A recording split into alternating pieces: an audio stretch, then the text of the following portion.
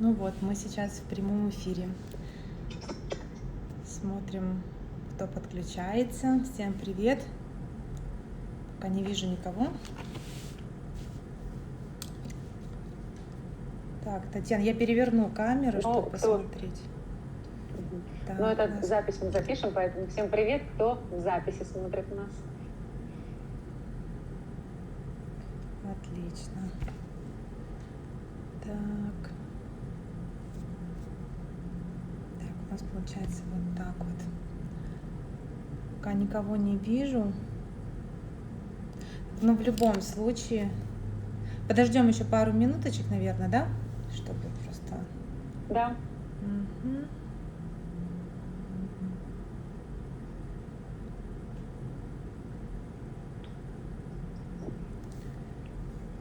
У нас получается...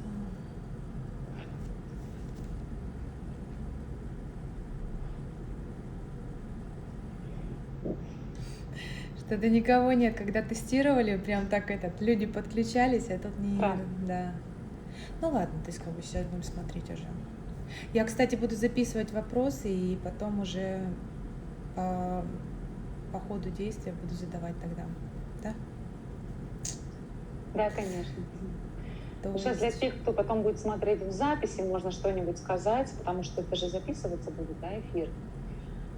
И кто-то будет смотреть его в записи, очень захочет. Так, у нас получается...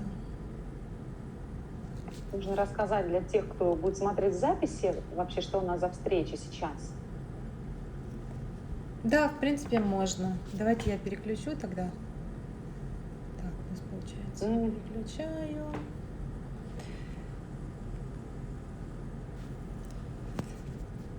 Да, Луиза, а вы мне подсказываете, когда я там в эфире, да, когда или когда нет у меня. Так, у нас уже вот подключился один человек. Напишите, если нас слышно, хорошо видно, чтобы мы понимали, что все хорошо.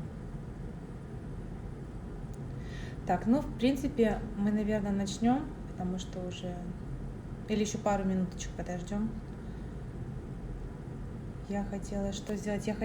Татьяна, напишите, пожалуйста, в группе в нашей девочкам, что мы уже вышли, и мы всех ждем.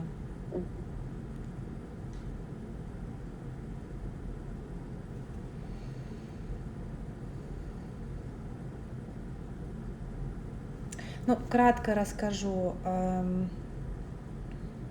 для тех, кто не знает нас. Меня зовут Луиза. Я вещаю вам из Дубая. На связи у нас Татьяна. И сегодняшний эфир мы хотели провести, поделиться с вами очень прекрасным таким экспириенсом, который я прочувствовала сама на себе и решила поделиться с окружающими меня друзьями и людьми. И попросила Татьяну как раз поучаствовать в прямом эфире, чтобы рассказать о ее курсе, о ее уроках, потому что сделала сама, и мне очень понравилось. Вообще, наверное, очень многие из вас, прослушивая записи, например, в WhatsApp, не нравится голос. Вот я, например, на себе могу точно сказать, что мне вообще не нравился свой голос. Я не могла слушать аудиозаписи, которые записывала сообщениями. И такая предыстория. Мы с девочками собирались там попить чай и все остальное. И тут получается, что одна из моих подруг говорит, что Настя, она, кстати, тоже подключится, я думаю, я очень надеюсь на это. Настя говорит о том, что ее жизнь после уроков с Татьяной изменилась на до и после. И меня это так заинтересовало, что я решила посмотреть, что это такое. Я связалась с Татьяной, и ссылка... Татьяна, напишите, пожалуйста, вот ссылку просит, но не ссылку, а просто напишите, пожалуйста, в нашей группе, что мы как раз вот просто у меня в Инстаграме, да. Вот, и значит, получается так, что... Да, я написала в WhatsApp, что нужно. Да, вот Залина просит ссылку. Ссылку, не знаю, как сделать ссылку, честно, не знаю, вообще первый раз делаем это, и поэтому только если хотите присоединиться, присоединяйтесь через вот лайв, через Инстаграм. Вот, и получается так, что я связываюсь с Татьяной, как раз вот сейчас передам ей слово, и мы с ней договариваемся начать наши уроки. Вот. И сейчас хочу передать слово Татьяне, просто чтобы познакомились все с Татьяной также. Так, переключаю видео. У нас немножко такие технические моменты, поэтому вот именно так будет все происходить. Татьяна, вам слово. Здравствуйте, дорогие все наши слушатели, все наши постановки голоса.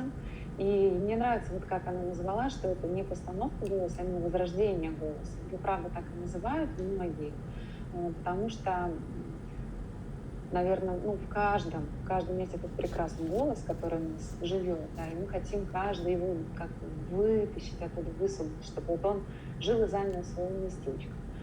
Я занимаюсь уже этой деятельностью больше 15 лет, и я никогда не думала, что так моя жизнь сложится, что я буду преподавать постановку голоса. Но так как, видимо, сама я с самого детства все время изучала эту тему, мне было очень интересно, как работает голос, почему мне какие-то зажимы, почему мне не нравится он, почему кто-то лучше говорит, кто-то хуже. И мне все время отвечали, что это зависит от какого-то таланта, да, то есть от того, вот заложен в человеке или не заложен. Меня это все время вот просто сердило, меня это все время не давало мне покоя. То есть, получается, мне казалось, что если у меня нет таланта красиво говорить или красиво, там, предположим, петь, то мне вообще и не надо это делать. А так как у меня было, мне это, конечно, тоже не устраивало. Я сама лично прошла этим путем перехода с голоса, со связок, да, на трахею, вот на этот природный голос. И чему радует делиться все время, и наш эфир этому посвящен, чтобы мы рассказали, Луиза рассказала о своем опыте, как она это пережила. Я могла поделиться какой-то очень ценной информацией о том, как это происходит, откуда берется этот голос, нужно ли вообще работать с голосом, примерно, как это сделать на начальном пути. Вся вот эта информация, мы с удовольствием поделимся, будем рады. Если у вас есть какие-то проблемы, вы чувствуете, что вам нужно что-то, вам хочется поменять что-то с голосом, чтобы вы стали на этот путь и обязательно раскрыли свою природу и наслаждались своим голосом и принесли такое удовольствие тем, кто вас слушает. Так, хорошо. Я со своей стороны я хочу поделиться, какое перерождение своего голоса я прочувствовала на себе. То есть изначально, когда мы начали заниматься с Татьяной, я очень... Но давайте на чистоту. Мне казалось, что я совершенно не могу выражать свои мысли. То есть каждый раз, когда я начинала разговаривать, у меня происходил какой-то стопор постоянный. И я забывала слова, я забывала, как правильно выразить свою мысль о том, что я хотела вообще сказать не только на английском языке, но и на русском. То есть у меня происходил какой-то стопор, особенно в те моменты, когда я, то есть например, тема, которая каким-то образом я не знала, да, то есть мне нужно было действительно там проговорить это все, и у меня случался стопор, я реально не могла ничего сказать. Вот. И на определенном этапе у меня прям действительно случилось какое-то такое депрессионное состояние. Я думала, почему это как глупо, я реально не могу даже на своем языке нормально выражаться. Что это за такое? Я реально хотела изменить это. И я думаю, что по запросу пришел ответ, и именно когда я познакомилась с Татьяной, я поняла, почему это так происходит. Потому что наши беседы наполнили то пространство, которое для меня было пустым. Вот. И если сейчас, я просто реально не знаю, если я сейчас начну переключать, Татьяна, я не знаю, будет ли у нас работать лайв или нет. То есть я хотела бы дать прослушать запись, которая изначально, да, я посылала аудиозапись Татьяне, договариваясь с ней о встречах. и по окончанию наших с ней бесед, то есть уроков. Вот, я попробую сейчас.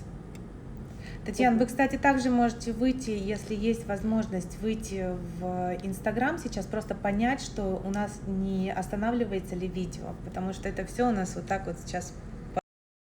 Да, на паузе стоит, и поэтому лучше, конечно, не переключать. В общем, я хотела действительно поделиться аудиозаписями, но, к сожалению, останавливается видео, поэтому не буду этого делать.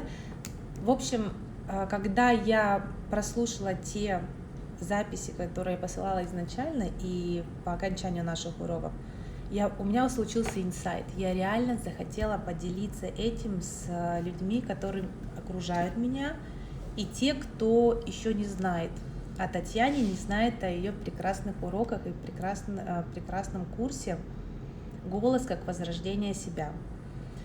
Вот. И сейчас, во-первых, я полюбила свой голос. Безусловно, нужно постоянно тренироваться и работать, чтобы чувствовать вот эту вибрацию, которая идет изнутри.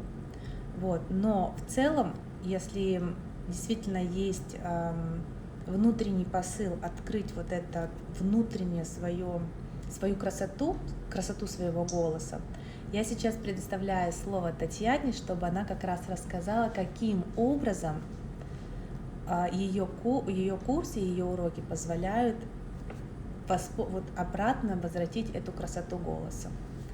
Возродить. Татьяна, переключаю на вас. Да, вот этот... Я на связи, правильно, Луиза? Да, вы на связи. Да, вот я вас не слышу сейчас, там почему-то звук зума отключен, но вы меня слышите, правильно? Я вас слышу, да. Отлично, все, тогда я поняла, что, о чем идет речь.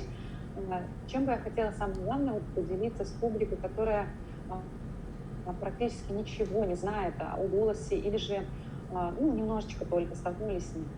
Дело в том, что буквально не так давно, примерно лет 20 назад, начали говорить ученые о том, что в организме человека существует не одно только место, которое извлекает звук. Как у нас прописано в учебниках по физиологии, что это только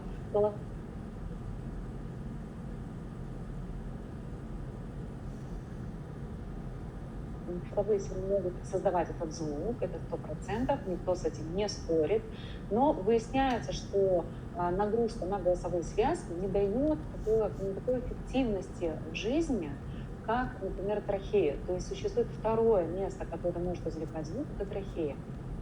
Кто-то может спорить, кто-то может Я так думаю, что самый классный путь — это просто делать эксперименты, исследовать, писать докторские на эту тему. Прям если есть врачи, кто-то, я прям считаю, что это одна из вообще таких тем великих, на которые можно прям Нобелевскую премию получить, потому что это такая история века.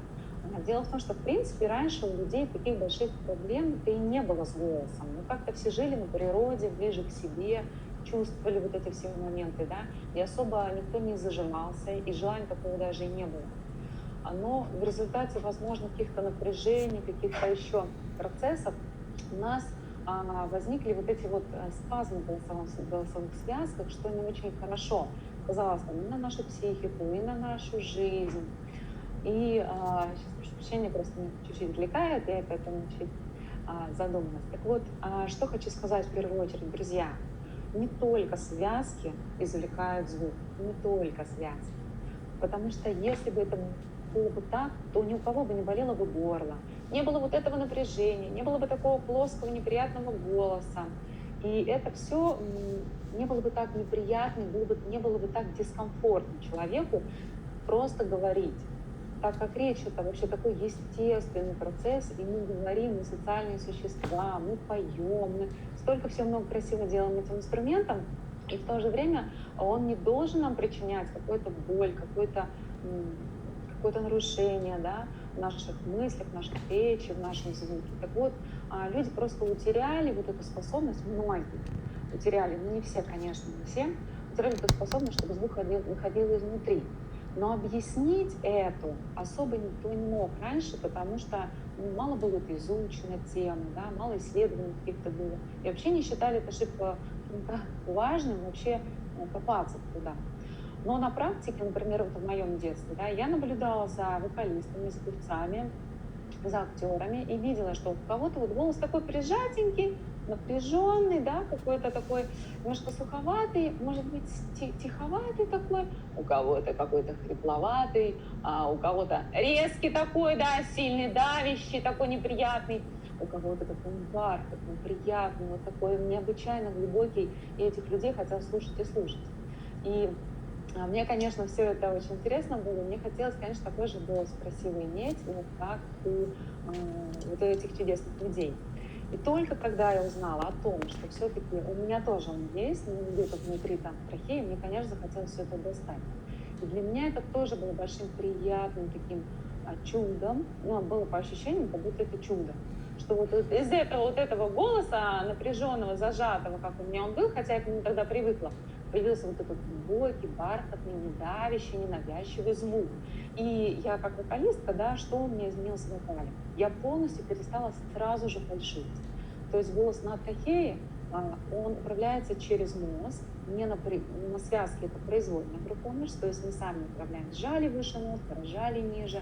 А на трахее это результат работы самого головного мозга. То есть мозг сам знает, где, в каком месте в трахее есть это та или иная нота. В итоге получается, что я просто думаю, да, о том, о чем я хочу спеть, и мой аппарат, он выдает в точности те звуки, те ноты, которые там у меня в голове, я помню, да, я думаю. Это было такое очень ярким событием, потому что одно дело, когда приятный голос, другое то, что это технически стало так универсально и просто круто. И второе — диапазон, очень широкий диапазон, то есть от таких басов до таких верхушек, прям соловушкой поешь. Я была очень удивлена, что у нас внутри такое чудо заложено, и мы им не пользуемся, мы даже не знаем. Сначала я вначале думала, что это может быть так. Мне повезло, и я решила это испытать на своей сестре. И предложила ей поделать некоторые упражнения, то, что мне уже стало ощутимо, понятно. И моя сестренка тоже буквально там через несколько дней переключилась на эту трахею. У нее сразу тоже был шире диапазон, ей стало легко петь, легко говорить. И это, знаете, это сродни вот таким ощущениям, что сначала ты пыжишься, что ты стараешь выжимать из себя вот на этом уровне, на горлышке, в головушке, а потом туп, как будто тебе открыли вот эту какую-то дырочку, открылись какие-то двери, и из тебя просто стало течь вот этот звук, он течет как поток такой приятный. И по ощущениям это нечто приятнейшее вообще становится для организма. И раньше я, например, очень уставала, когда я пела много или я говорила много. А вот когда переход идет на трахею, абсолютно никакой усталости, человеку приятно, легко, говорить можно просто бесконечно. Также на связках можно сорвать голос, и мы это знаем, когда вот у нас совсем тяжело, и потом вот голос осип, все, голоса нет. То есть это 100% случилось именно в связках. Вот так как трахея — это такая трубочка, да, и там в основном она состоит из хряща, она не рвется, там ничего не трется, ничего не дерется, там просто идет вибрация такая колеблющая внутри, которая не может причинить человеку вообще никакого вообще вреда абсолютно. А связки, конечно, треплются, рвутся, надрываются, мы их, так скажем так, насилуем, большая такая нагрузка на них. И по ощущениям вот тяжести никакой нет. И голос на трахее невозможно сорвать, невозможно на нем устать говорить вообще. Но это вот из тех пунктиков, вот, которые я так бы вкратце расскажу о том, чтобы вы вдохновились, то, что если вам не нравится ваш голос, то он меняется, и причем самое, что очень интересно сказать, он меняется очень долго. Это не год, не два, не три, это достаточно небольшой такой срок, ну там в целом, если максимум взять 2 месяца, это вот максимум. Но если как бы работать каждый день, понять, разобраться, это месяц. Просто месяц, если 2 занятия, плюс самостоятельно заниматься. То есть по опыту моему, это уже осознанный человек, не просто так, ой, какой-то звук приятный пошел, а это прям осознанное управление этим процессом. То есть получается не то, что мы искусственно как-то начинаем красиво говорить, как-то что-то там делать в себе. Нет. Он получается свой родной, легкий, естественный, и задача только в одном состоит.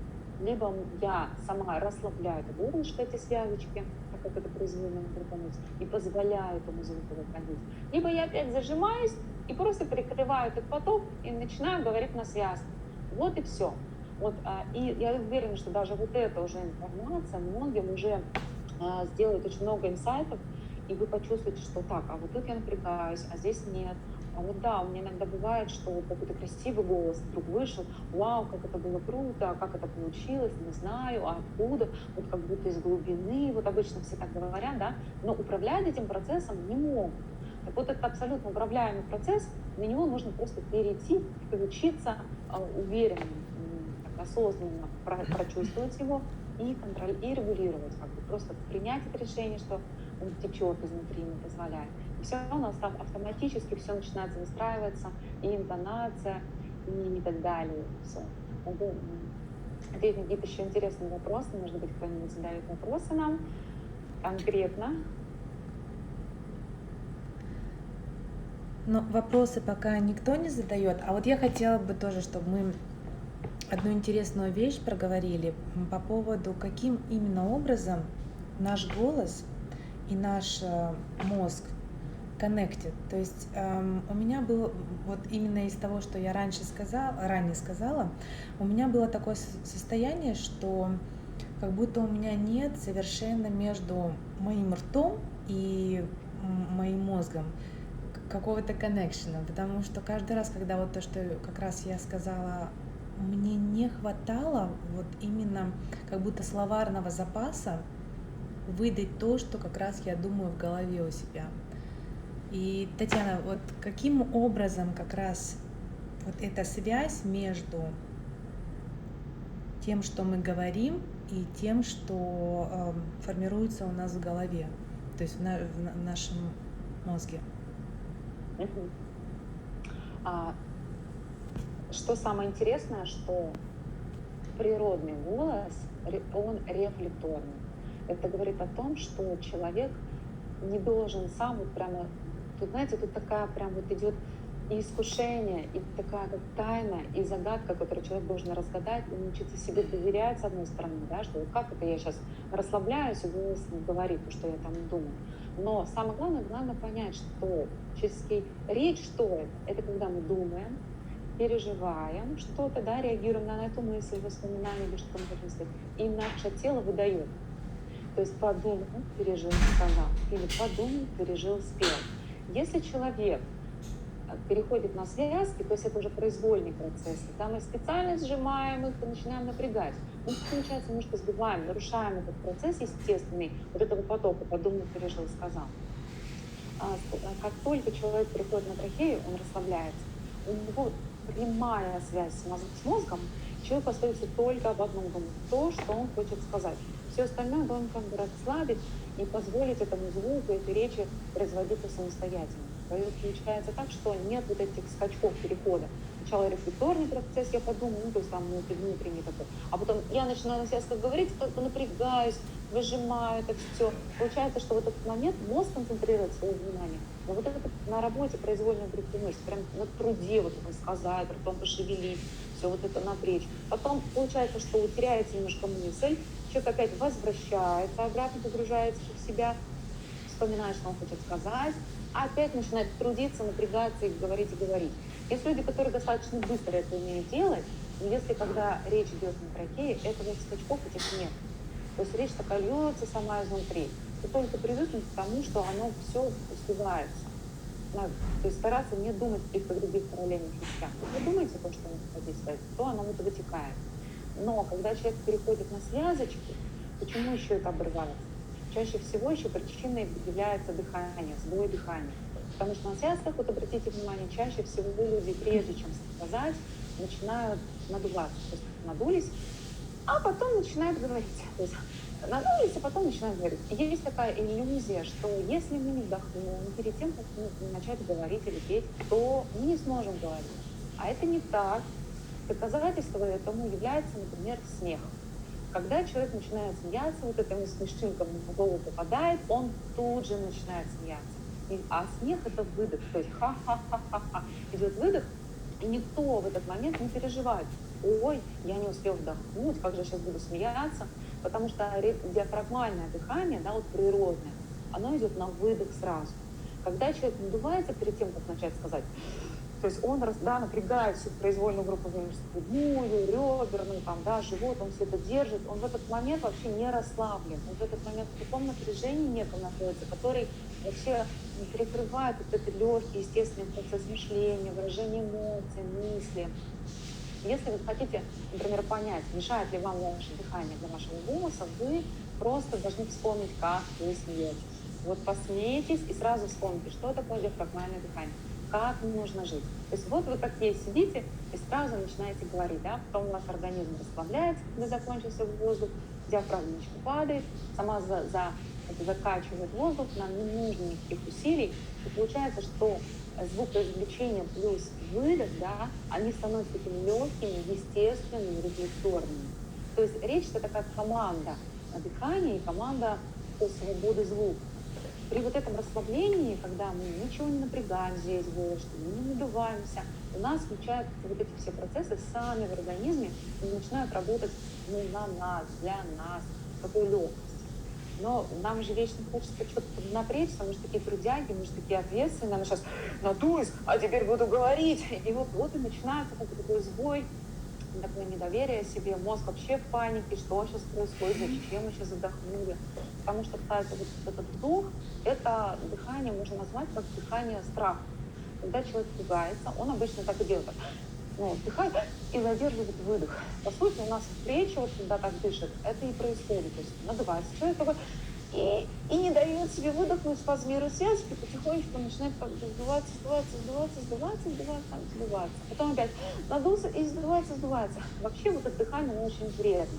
В результате такого дыхания сбивается даже обмен веществ, потому что кислород не поступает в клетки достаточно свободно и легко. Это тоже интересная очень тема, она такая обширная, она очень такая важная и понятная. То есть мы когда неправильно говорим, получается, это не только некрасиво и неприятно, мы себе даже вредим здоровью. Но еще раз подчеркну, что, кстати, да, раньше вот таких проблем было меньше.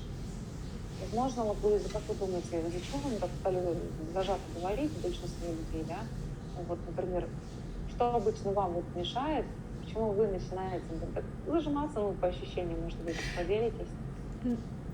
У меня, кстати, сейчас вот как раз разговариваю с вами и хочу передать какую-то мысль, мне так хочется это красиво сказать, и начинается вот этот сумбур в голове, и я прям чувствую, что опять начинаю надуваться. То есть у меня вот этот вот поток, это в первый раз у нас наш эфир, и я, конечно, стараюсь выдать всю информацию, которая у меня вот здесь, она накоплена, я хочу со всеми поделиться, и у меня начинается вот это. И с другой стороны, вот опять начинается. То есть, конечно, безусловно, нужно опять класть руку себе на грудную клетку, чувствовать вот это все, проходить, прочувствовать, и потом уже выдавать. И каждый раз, когда у меня это начинается, вот я сейчас вас слушаю, и мне прям вот реально, мне вот хочется так же красиво, прям вот, чтобы оно все лилось. Кстати, мы возвращаемся к теме о здоровье. У нас тут вопрос. Да, эта тема, конечно, она очень большая, но очень важная. В первую очередь мы знаем, многие уже знают, если кто-то и другую теорию знает, можете написать, что все вибрирует, все звучит. Голос — это не просто инструмент для общения, что немаловажно, но и инструмент, который трясет наше тело. То есть голос на трахее, он природный. Эта вибрация, она настолько соответствует каждой клеточке нашего тела, каждому всему воздуху, всей природе вообще на Земле. А голос на связках, он такой сжатый, плоский, он такой неестественный, он такой травмирующий, зажимает наше тело, зажимает слушателей, с которыми мы разговариваем. И то есть, если человек говорит на трахее, а ученые называют этот аппарат как внутренний регулятор здоровья. Кстати, трясется не только трахейные бронхи, то есть вся вот эта трубочка, которая разветвляется на две части. То есть идет такой большой объем вибрации, называют еще тут обертона, то есть дополнительный объем разных других звуков, которые в объеме звучат гармонично. Там такая физика получается, что наш этот инструмент, он как музыкальный инструмент настолько гармонично звучит, что, например, какую-то ноту я издаю, и все другие точки, в которых тоже звук может трястись, которые гармонируют с этим тоном основным, трястись и вибрировать начинают тоже. Получается голос на трахе таким объемным, он сам по себе такой, ничего не нужно делать, чтобы там специально как-то создать его, то есть только расслабиться. И благодаря тому, что вот этот объем разнообразных звуков в нас производится, наше тело трясется сразу же многими вибрациями, многими герцами вот этими. Благодаря этому наше тело все время испытывает некий такой массаж вибраций изнутри. Трястись там начинает вообще все. Трясется все. Плечи, грудная клетка, животик, спинка, череп, голова вся вибрирует, ручки, косточки вообще все трясутся. Кстати, вот Шаляпин, когда он готовился к своему выступлению, он не делал вот этих распевов, он делал эмоциональный распев, так называемый. Это когда человек сразу начинает распеваться на песне. И он это делал прямо на сцене за кулисами, пока собирался еще народ. Он пел и начинал вибрировать на этой трахе до тех пор, пока он не чувствовал, что у него трясутся пятки. И когда он уже чувствовал, что у него вибрирует все тело, и даже пяточки вот уже опустят, вибрация, он понял, все, вот он готов, он настроился. Кстати, мне все время казалось, что Шаляпин такой толстый, большой дядечка, а на самом деле очень крепкий, высокий, сильный, достаточно стройный мужчина для тех времен. И вот у него было пел на трахее, но не ставил, конечно, никакой учебник, потому что, что он мог объяснить? Он только одно знал, что шире голову там надо открыть, да, все расслабить внутри, все и вибрировать. И сейчас только, да, вот за последние 20 лет изучали, как он это делал, почему такой шикарный вокал, не только по вибрациям, но и по эмоциональной подаче. То есть он настолько пел, что было каждая нотка, каждый звук, он просто передавал все эмоции детально вот того текста, который он пел. У людей просто слезы лились или там удивительные эмоции возникали, когда он исполнял свою там, да, партию, которую он пел на сцене. Но самое интересное это то, что вот в этой вибрации, это то, что мы в каждом человеке встроен его собственный, этот, получается, аппарат настройки вибрационной. То есть это значит, что если какой-то орган, какое-то местечко подустало, там, с давлением что-то, человек, когда начинает петь какую-то песенку на трахее, да, говорить красиво, что-то рассказывать, мычать что-то, да, вот для себя, у него начинается вот эта вот частота определенная, которая выравнивает вибрационный фон на клеточном уровне, и организм поднимается энергия. То есть эти органы, они прямо исцеляются внутри человека. Еще, кстати, вот когда детки, знаете, там, по деткам очень четко можно понять, когда они на связках, а когда они не на связках. Особенно, когда они плачут. Вот если они плачут, знаете, вот родители меня могут поддержать, понять, если у вас такой в жизни вы замечали, поставьте какой-нибудь значок, лайк, что да, это когда ребеночек там вроде как ему больно, он хочет вроде что такое пожаление, но ему ничего не сильно больно, он еще как бы, ну так, может потерпеть. И он так плачет, так, мама, мне больно, так, напряжение такое. А если, и мы так уже слышим, как мамочки, ну как бы больно, но не сильно, ну давай тебе пожалеем. Но когда ребенок ударился больно, то он включается, у него вот это рыдание, да, ну такое мощное изнутри, и мы четко знаем, ему больно. Потому что в этот момент он перестает прикидываться, перестает придумывать, лукавить, что-то там хитрить, как бы манипулировать, и включается просто его природа. Потому что в организму не до шуток, и он включает эту трахею, да, чтобы пошла вибрация. Когда идет эта вибрация, она доходит до этого места, где есть ушиб, удар, что угодно, и начинает делать вот этот массаж, чтобы не застаивалась кровь, чтобы быстрее прошел. Плюс эта вибрация, она снимает боль, и происходит недозаживление вот этого места. И также начинается активный выдох, потому что сразу выдох, ребенок рыдает. То есть все, выкинул эту углекислый газ, раз, вакуумный эффект идет на диафрагме, отсос этих, и идет активное поступление кислорода, прямо заживление вот этой вот раны.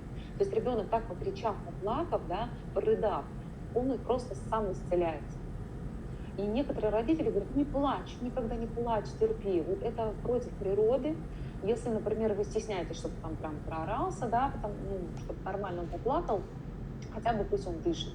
хотя бы вот на выдохе ему захочется дышать именно так, чтобы хотя бы кислород туда пошел. Но кислород плюс вот эта вибрация, это вот просто мега целительный процесс изнутри. Сейчас, кстати, много уже приборов достаточно в медицине, да, которые именно работают на вибрации, чтобы там что-то вылечить, да, какие-то все вибрации, звук, вибрации, там еще какие-то вибрации. Все время нас хотят расшевелить, чтобы у нас не было никаких зажимов, застоев, каких-то, да, улучшить кровообращение, смягчить, ну, когда убрать вот эти зажимы, которые ухудшают как раз таки крови ходить и так далее. И, конечно, вот, ну, в плане медицины не очень хорошо разбираюсь, я думаю, что люди гораздо больше в этом понимают, и думаю, что это очень важно. И в организме, когда трахея начинает вибрировать, приходит расслабление изнутри, вот прямо внутри тебя, это моторчик рычит, расслабляется шейка, нет никакого внутричерепного давления, то есть снимается вот это напряжение, снимается внутриглазное давление, начинает отходить лимфа какая-то, вот застойные хронические заболевания, уходит вот это вот ощущение такой надутости все время. То есть человек все время как бы раздутый, у него там все внутри движется легко, спокойненько. Человек начинает себя чувствовать, улучшается память, ну, в связи с тем, что мы как-то перенапряженные, если были, да.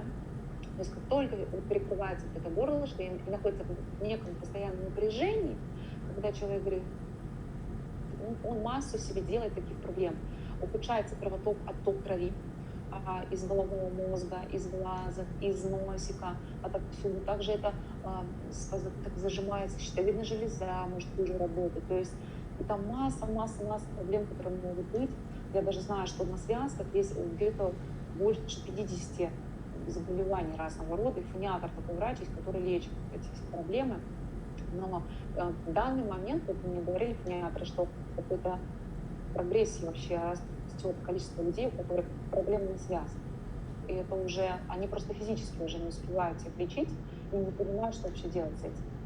Вот, поэтому это такой вопрос важный. Что еще, если по здоровью сказать? Например, вот моя дочь младшая, у нее был хронический тонзиллит. Я ничего еще не знала, что настолько сильно влияет, да, это же было давно. И только одно, она немножко похрапывала, посапывала, и мне хотелось, чтобы она прекратила это, чтобы ей легче было спать. И я ее стала брать на вот эту часть занятий, где группа у меня делала вот эти гимнастику гору. То есть мы полностью разминаем там все внутри, да, начиная от лица, языка, мягкое небо, боковые мышцы глотки, корень языка, просто разминаем, растягиваем, чтобы снять вот это напряжение, и чтобы привести полностью внутренние эти мышцы произвольной группы в тонус. И моя дочь стала делать упражнения часто и каждый день, и она перестала храпеть, сопеть. Это, кстати, не только с моей дочерью происходит, вообще и со взрослыми тоже. Храп уходит после этого, потому что все там атрофировано, зажато, все в таком состоянии брошенном. И врачи потом, я даже не знала, случайно потом сдавали анализы, и врачи сказали, что полностью прошел тонзиллит, и спрашивали меня, что я делаю. Врач у нас была чудесно, она и сейчас, я думаю, работает. Это больница Святой Марии Магдалины в Санкт-Петербурге. Там главные врачи сидят, детские. И она спрашивала, что я сделала. Я ничего не делала на тот момент, я уже не доверяла никаким лекарствам, потому что они не работали. И кое-как я поняла, что мне надо рассказать о том, что я ребенка брала на занятия, и мы делали растяжку, да, упоры, чтобы она не зажималась. И она сказала, что я сделала правильно, и что это вообще единственное средство против, и как профилактика, и как лечение всех лор-заболеваний. Потому что если есть зажим, то ухудшен кровоток. Ни лекарства, ни какие-то пшикалки, да, там все залепляется этой слизью, практически не проникнуть вовнутрь вот очага болезни. И когда мы это все ломаем, расшатываем, растягиваем, улучшается кровоток, и кровь сама выводит эту болезнь, выводит эту заразу, убивает ее, и все это очищается легко. И у меня у доченьки прямо тогда уже с того возраста, вот ей было что ли 9 лет, стал такой красивый, приятный голос. Она стала очень приятно выражаться, говорить. А в школе вот мне рассказывали, что она решала все конфликты. То есть педагог мне звонила и сама говорила: вы знаете, вот тут удивительный ребенок. Я говорю, что случилось?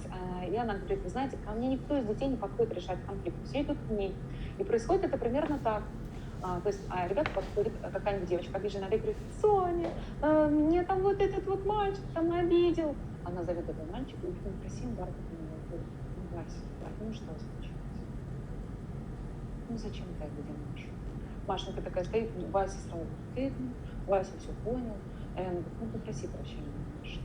Он там: Маша, попроси, а такая: угу, и все. То есть она делала это в 2 счета, и это говорит о том, что, то есть, ну, мало того, что ей повезло, что у нее прошел вот этот хронический танзелит, полностью прошел город, вот эти гландочки, которые были надуты, они просто все ушли сами, рассосались, у нее чистенько, красиво такое горлышко стало, да, и голос, конечно, включился на трахее, и ребенок стал просто выражаться, и такая сила любви голоса, сила любви этого звука, она просто сама решала все проблемы.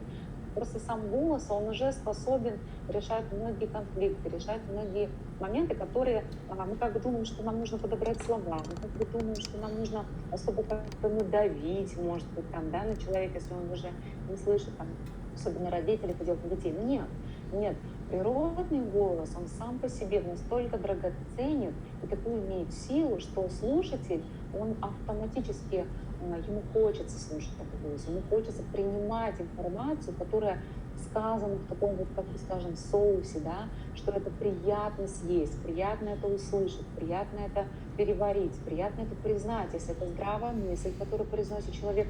Почему бы нет? Она просто проваливается у человека в его как бы копилочку знаний, копил опыт какой-то, и он с удовольствием ее потом в дальнейшем обрабатывает и пользуется ей этой информацией. То есть природный голос, который на трахее, он, как сказать, он просто крайне необходим для общения, потому что в нем нет вот этого напряжения и давления, он легкий и свободный. Именно поэтому мозг людей, он же тоже из жидкости состоит, да, и мы же знаем, да, и вот эта вибрация, она просто сразу вот прямо чувствует все тело, что да, мне вот так хорошо, это естественно, это приятно, это адекватно. То есть эмоциональная сфера в этот момент не возбуждена. Вообще на трахее очень трудно врать, я думаю, что лучше это не делать вообще. То есть идет такая честность и искренность, как будто ты прям оголяешься, и оголяешь такую самую красивую сторону своей души. И люди, они видят эту открытость. Когда в основном мы нервничаем, мы обязательно в основном переходим на связки. То есть это вот какое-то напряжение, это какое-то вот недовольство. Мы все время вот начинаем вот так вот, особенно женщины, это просто делают очень неприятно. И мужчины, насколько я знаю, вот терпеть не могут это вот, когда женщина начинает напрягаться, что-то там доказывать на этих своих связочках. И женщина сама пыхтит, от этого ей потом плохо, она такая дышит, ей фу-фу-фу, неприятно сама от того, что она вообще в таком состоянии. А как делать по-другому, она как будто не знает. А вот мужчины больше говорят на трахее, они так спокойным таким голосом, уверенно в свою мысль излагать могут. То есть это больше, конечно, в степени зажима у женщин, чем у мужчин. Но у мужчин тоже много. И часто такое бывает, что мужчина говорит такой как бы крепоце, такой чуток, такой зажатенький, а бывает немножко даже и повыше, прям как девушка. И это тоже просто достаточно переключиться со связок на трахею, и у мужчин появится вот этот глубокий, бархатный голос мужской, который женщинам вот очень приятно слушать. Мы прям вдохновляемся от таких мужчин, мы с удовольствием с ними общаемся, с удовольствием им доверяем, их слушаемся, в хорошем смысле слова, конечно. То есть мы прям доверяем людям, мужчинам, которые говорят спокойно, уверенно своим голосом. Это не лукавит, там что-то вот такое не делать с ним. Это такая природа, и так же, как и мужчинам приятно слушать голос такой не зажатый у женщин, так и женщинам приятно слушать мужчин, которые вот свободно вибрируют. Вы даже сейчас можете попробовать каждый, чтобы проверить, вот на связках вы говорите или на трахее, положить руку на грудную клеточку, там, где идет трахея, только не на шею, да, а вот сюда, на грудную клеточку, и сказать что-нибудь, например: здравствуйте, меня зовут, да, здравствуйте, меня зовут Татьяна. И я чувствую яркую, мощную, сильную вибрацию в грудной клетке. Если же голос будет вот такой, обратите внимание, что вибрация либо вообще исчезает, либо очень-очень маленькая, то есть не прям совсем. То есть, когда включается трахея, вибрация очень мощная, такая насыщенная и яркая. И, кстати, вот это упражнение, да, почему мы ходим на ручку, особенно поначалу, потому что руки сами, как вынесенный мозг, помогают сказать своему организму: дорогой, у меня вот здесь есть нечто, у меня вот здесь есть голос, и я хочу туда. И человек, он как бы расширяется, то есть представление о том, что он говорит, это не только здесь, но и вот прямо отсюда. И мы ощущаем себя такими уже побольше, уже так поглубже, и уже голос у нас по ощущениям начинается вот отсюда прям звукоизвлечение, да. Но если более точно говорить, что диафрагма это уже вот под ребрышком, да, она начинает выталкивать воздух, то ощущение вообще речи даже идет прямо вот как-то вот изнутри под легким. Вот этот процесс, когда мы вводим звук. Но вибрация ярко так ощущается именно вот в грудной клетке здесь. Вот так можете себя протестить, проверить, и когда говорить, просто если вам не нравится ваш голос, кладите ручку сюда на грудную клетку, и вы быстрее просто расслабитесь и быстрее проникнете голос туда внутрь. Это вот один из советов. Да, я, кстати, постоянно сейчас практикую именно, если я чувствую, что что-то уже не то, да, мне не нравится свой голос, я всегда кладу руку и начинаю именно чувствовать вот эту вибрацию в грудной клетке. Татьяна, я опять вдохнула. Тренируемся. Все через опыт. Мой вопрос, я вообще хотела сказать, что вот я очень сильно волновалась, и слушая вас, я прям внутри успокоилась, вот как голос, какой красивый голос и как он влияет. И я хотела бы также задать вопрос, как именно влияет голос на окружающих. То есть как именно, когда мы говорим, каким образом вот эта вибрация идет на людей.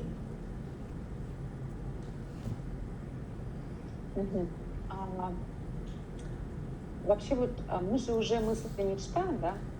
То есть если, например, детки, вы знаете, что есть один участок в головном мозге, что до года каждый человек, он читает мысли. Это доказали уже ученые. Вот эту вот телепатию, как еще называют. Вот примерно к концу года начинаются активироваться другие участки головного мозга, и уже немножко его забивают, заполняют, и ребенок больше уже внимание обращает на то, что он слышит, на то, что он видит, что он ощущает и так далее. Но, то есть в конце, первый год он полностью чувствует, слышит и думает, и уверен, что взрослые тоже слышат его мысли. Это, кстати, одна из причин, почему некоторые дети не начинают разговаривать. Они вообще не видят смысл. Я говорю, конечно, про здоровых деток, да, которых все нормально, сохранен интеллект. Они думают вот просто, что все и так понятно. Да и вообще мама за меня, он все повторяет, все за меня говорит, а спрашивает, сынуленька, ты хочешь кушать? Он такой, как бы, все всем видом показывает, как бы, да, что непонятно. Ну, то есть ребенок еще больше подтверждения получает, что вообще его слышат мысли. И потом уже там 2 года, 3, а он все такой молчит, ходит. Все говорят, ну скажи, а он думает, зачем? И вот надо было у меня случай с моей младшей дочерью, что мне пришлось, когда до меня дошло, что она думает, что я читаю ее мысли. То есть они думают так, ну я уже не слышу, но они-то же слышат, это я, может, у меня не получается. Но они же все нормальные, все взрослые же вообще авторитет, они точно у нас, все у них окей. То есть ребенок уверен, что мы, родители, прям вообще мега крутые, и все у нас супер. И мне пришлось объяснять ей, доченька, что я не слышу, что ты думаешь. Вот послушай, говорю, ты сейчас слышишь, что я думаю? И она такая смотрит, и, в общем, у нее был такой шок даже. Она первый день ходила, вот в таком состоянии, был 3 годика, и она поняла, что никто-то и не слышит, что у нее там в головушке. То есть для нас, может, кажется, это нормально уже, да, для взрослых, но для ребенка это всегда такой некий стресс, такой переход на новую, такую другую жизнь, которая только зависит от того, то есть меня услышат только если открою этот рот, только если я начну что-то говорить, только тогда люди услышат меня, что я говорю, а уже поймут или не поймут, уже зависит от того, насколько я постараюсь пошевелить этими губами, потом этим еще языком, еще и звук, чтобы был нормальный. И то есть это прям целая такая труд. Но есть дети, которые, да, им нравится, они такие, с самого детства, такие, и такие прям наслаждаются этим. Они просто думают, о, прикольно, можно еще и так, буду так. То есть у них как бы более так легко проходит этот момент. Но детки, которые любят погружаться вот в эти мысли свои в себя, да, и вот они такие наслаждаются этими эмоциями, этими яркими мыслями, им достаточно бывает в итоге сложно вообще брать эту нагрузку как медленно по сравнению с мыслями, да, как медленно это все проговаривать, чтобы подбирать еще эти слова. Поэтому цель, ну как мы слышим? Мы через ушки слышим. То есть идет вибрация, А у нас в организме, там, знаете, в ушках такие есть волосинки.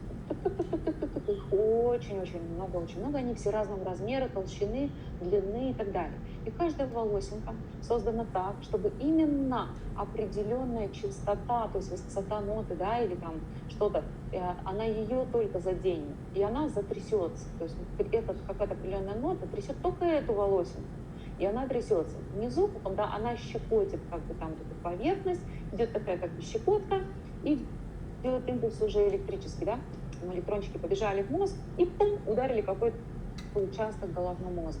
Наш мозг распознает, затряслось это и это. И вот если, например, речь такая монотонная, ну, то бишь моно, один, да, тон, звук, однозвучие, такое однообразие, вот это человек начинает говорить, например, вот примерно на одной ноте, ничего практически не меняется. Хотя мне сейчас очень сложно это делать, да, вот это говорить монотонно, но есть такие люди, которые говорят монотонно, очень сложно слушать. Почему?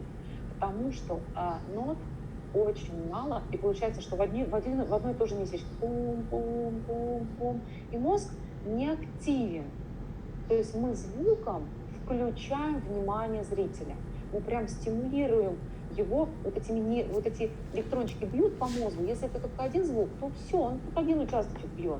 А если это разнообразие звука, все время оно такое непредсказуемое, то есть выходит от смысла моего, да, интонация такая естественная, то тогда мозг слушателям прям включается.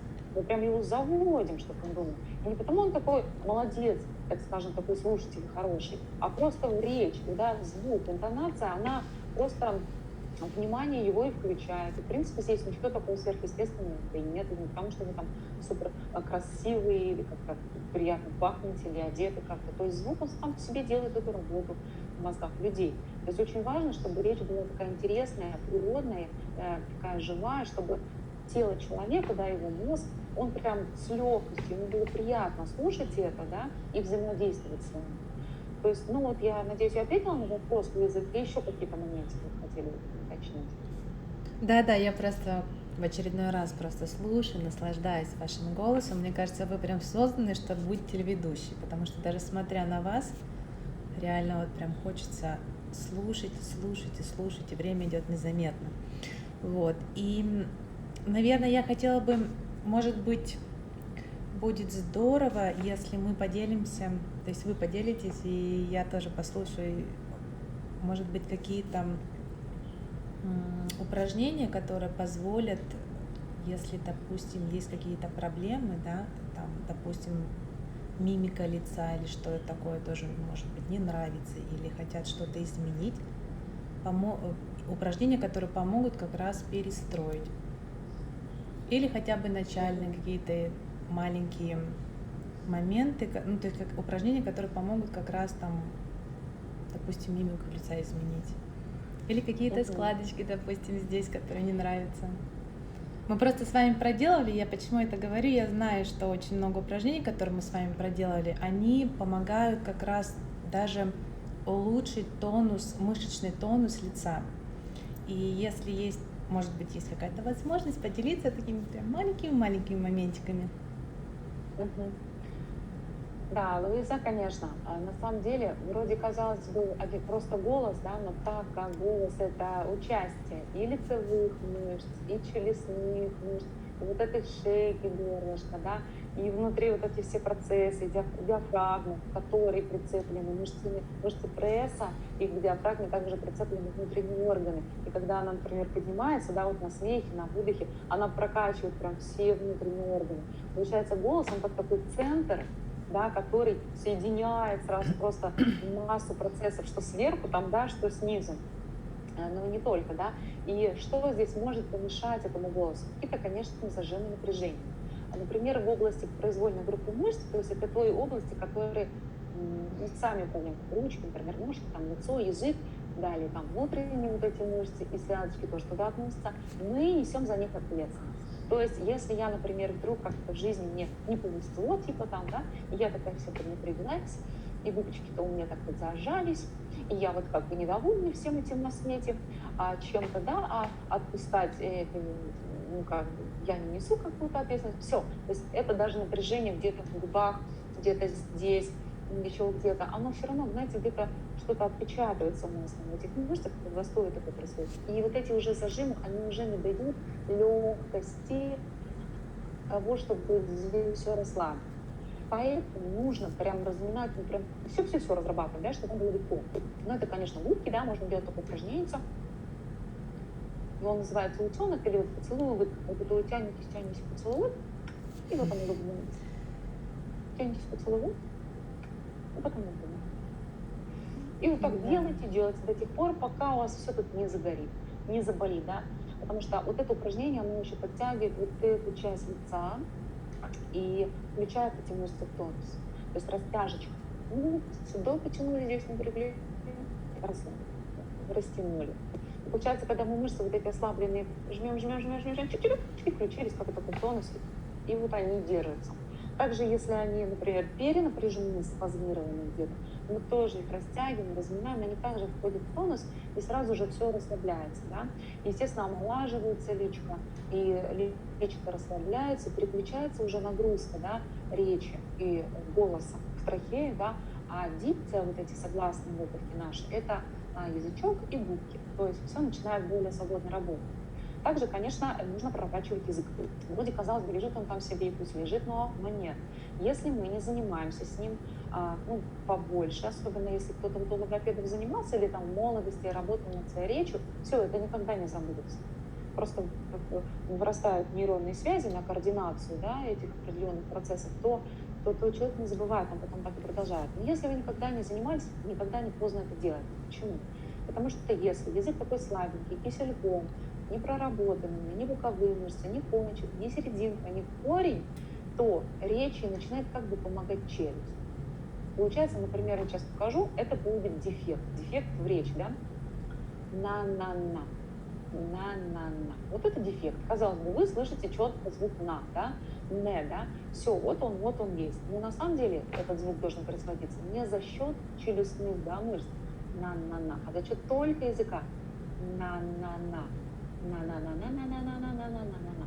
То есть, если нагрузка вся идет на мышцы языка, то речь становится легкая, нет напряжения в челюсти, нет напряжения в шее, да, не идет этот зажим, да, потому что еще бывает даже начинает напрягаться вот задняя часть здесь головы от вот этого челюстного зажима, потому что язычок слабенький, а челюсть очень сильная, да, все время хочет прям помочь. Поэтому разминаем язык, болтаем его, крутим, вертим, переворачиваем, да, и потом движемся туда в горлышко. Самое важное – это растянуть наше внутри горлышко, чтобы там очнулись эти мышцы, чтобы они просто ожили. Они так, ой, не знаю, чего там у меня в горле, а ну как-то само, а ну как-то там, да не знаю. Это то же самое, что если взять руку, бросить и вообще никогда не шевелить, да не знаю, да пусть она там сама может зашевелиться. Вот настолько вот эти группы мышц точно такой же природы. Зажиматься там мы все научились, да, и главная задача наша – растянуть это горлышко. Есть такое удивительное упражнение, которое я назвала жим-жим. Обычно педагоги вообще оттуда не добираются, потому что очень сложно вообще проверить. Кто-то вообще даже не знает и до сих пор не слышал никогда в жизни, что связку можно просто растянуть вот такую большую дырку. А обычно делают упражнения на расслабление связок, примерно такие там. Вот такое. Но я вам хочу сказать, все равно в этот момент связки они спазмированы, они зажаты. Пусть легко, но зажаты. А так, чтобы полностью их раскрыть, это большая редкость, что кто-то об этом не знал или говорил. Вот. И это вот упражнение я разрабатывала прямо сама еще, да, более 15 лет назад. Находите связочки. Таким вот покрякиванием, да, покряхтением. Нашли. Татьяна, быстро напомню, у нас получается, минута 30 до завершения нашего эфира. Просто чтобы да, хорошо, я поняла. Ориентироваться То есть, по смотрите, времени. вы нашли эти связочки, сжали, потом разжали и растянули. Растягивайте до тех пор, пока вам не захочется.